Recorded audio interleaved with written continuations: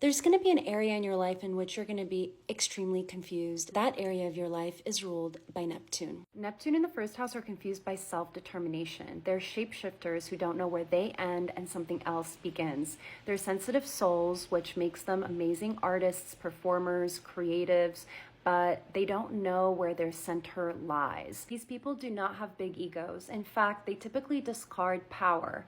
In a higher octave, they help those less fortunate than them. In a lower octave, they dwell in a victim mindset and are constantly unsure of themselves. Neptune in the second house are confused about status quo values. One manifestation is that everything looks right on paper. They have the good job, they're doing the right thing, but they feel a dullness in their life, like something is missing, and they're unable to find spiritual security because they're undermining their creative self. On the flip side, you could be a starving artist where you're putting all of your resources and finances towards creative pursuits while undermining your practical life demands. Other manifestation indicates a material deficit, whether that means being born to a poor family or being unable to support yourself within the presiding systems. Neptune in the third house people are intellectual visionaries, but struggle with finding a proper outlet for their mental energy. Again, we're running into a status quo issue where the dominant framework for education and learning is not aligning with the way that this person absorbs information, and it creates a lot of confusion and distrust in one's own mental process. These people's hobbies or interests may connect them with questionable people, or they may completely isolate themselves in an internal dream world. Neptune third house will ask the wrong question at the wrong time. The things that are meant to be concealed, Neptune in the third house is going to reveal, whether inadvertently or directly. They may also at some point in their life experience a crisis around lies, deceit, or gossip. Neptune in the fourth house are the black sheep of their families. They are confused about belongingness. These people are the carriers of family baggage. All of the emotional problems that mom, dad, grandma, grandpa, great-grandma could not process, these are the lineage bearers and the chain breakers of this trauma. People likely have creative or psychic guardian angels descending from their lineage who are looking out for them. However, their living family members have not been so directly supportive of their path. It's like coming from a family that did their best but didn't quite meet your needs. And as hard as you try to get them to understand you, they're not meant to. And yet, you are meant to deeply understand them. There's parts of your family tree missing. There's pages from old diaries torn out.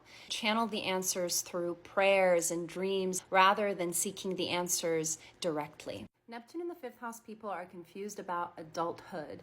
These are young at heart individuals who are overflowing with creative and imaginative energy, but it can also make them quite naive and easily disappointed. These people are dream weavers, myth makers, storytellers, actors, musicians, artists, painters. They have huge inner worlds, but they don't want to be there alone. They want to invite you in, and their expectations are high, but their head is in the clouds. They're drawn to childlike things like romantic fairy tales and cartoons. Kawaii culture is very Neptune fifth house-esque. They are hopeless romantics, undermining any kind of practicality. They may find themselves in secret love affairs or going for unavailable people, having short-lived romances with people they expected to marry. They may have a psychic connection to their own children or be drawn to younger people in general. Neptune in the sixth house are confused about self-care and routines. On one hand, these people are hoarding and purging, constantly reorganizing their space, never fully feeling clean or settled.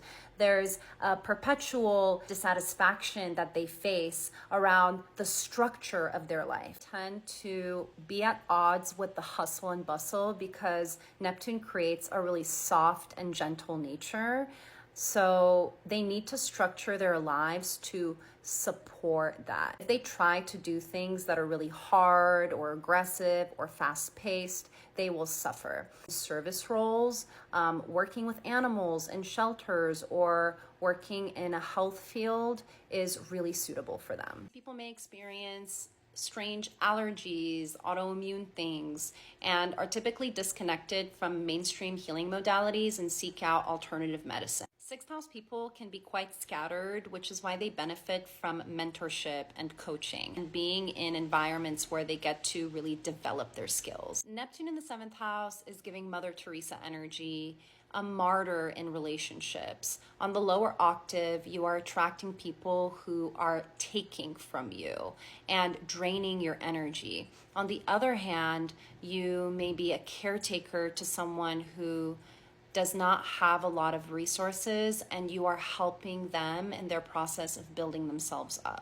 These people are empathetic towards suffering and typically involve themselves in other people's struggles consciously or unconsciously while putting their own needs on the back burner. Relationships may have limited their will and assertion. They may have found themselves either through a kind of subconscious energy or through limiting circumstances in a submissive role. They may also get married young, divorced young, have multiple marriages. You're like taking out the trash in this lifetime, basically. Neptune in the 8th house are confused and enchanted by power. They may find themselves obsessed with the concepts of death, sexual union. They are mystified by entanglement, attachment, the things that bind us to the material world. It can feel like we are trapped in situations we don't want to be in. Their naive attractions lead them to danger, and that danger destroys their trust in the world. Because the 8th house rules joint ventures and Neptune casts illusion, you may jump into business agreements that are not so good for you. So just be careful. Neptune in the 9th house are confused about their beliefs. They're in a perpetual existential crisis. They are seeking divine understanding, and in the higher octave, they could be drawn to marine biology, studies of the ocean, studies of the cosmos like astronomy or astrology. They may also be drawn to studying a lost or ancient language. In the lower octave, they may be involved with scamming psychics, cults, or bad gurus and put their faith in the wrong people. They're trying to understand the mystery, and this can either expand them or entrap them. They are devotional and open-minded spiritualists and philosophers, but sometimes an idea they're drawn to only makes them feel good temporarily and does not nip something in the bud. Be careful of blind faith. Neptune in the 10th house can create confusion around your role in the world. These people are wanderers. They have a higher purpose. They sense destiny, and yet they are uncertain of how to actualize themselves. They may fall prey to false promises and may have poor boundaries in career settings. These people need to discover themselves, and yet they feel like their purpose is buried under rubble. These people may get a lot of unwanted attention or attention for things that they are not necessarily proud of themselves. They feel disempowered by the systems from which they seek recognition, so their best outlet is creative. There is a missing masculine principle. The linear, steady way of doing things does not come naturally to you, so you escape into things that you've glamorized from a distance without being fully responsible to yourself. With Neptune in the 11th house, you may be confused about your place within a group. You may become a wallflower, a pawn, or a scapegoat. On the other hand, if Neptune is positively aspected, you may find that you are in a very soft, receptive, spiritual support group. These people may have an electric intuition, which is where all of your core decisions must come from. Therefore, they are very powerful manifestors, which I'm sure you hear all over the internet. But manifesting isn't just about writing something on a piece of paper and then having it come true. This is about truly leading from a space of sincere integrity. It requires you to admit when you are or aren't ready for something. It is about moving through life with utmost grace, not being impatient, while also honoring the need to use your time wisely. If your 11th house Neptune is negatively aspected, you may have a difficult time trusting that intuition, opting for an external idea or group to guide your path. Neptune in the 12th house creates confusion around being awake. These are the sleepers of the zodiac. You get a lot of rest, and in your restful state is where you're the most imaginative, which is why it is important for you to pay attention to your dreams. These people may be drawn to practices that require them to have the studio, the 12th house as the artist's studio, as the backstage, as the place where everything happens that is unseen.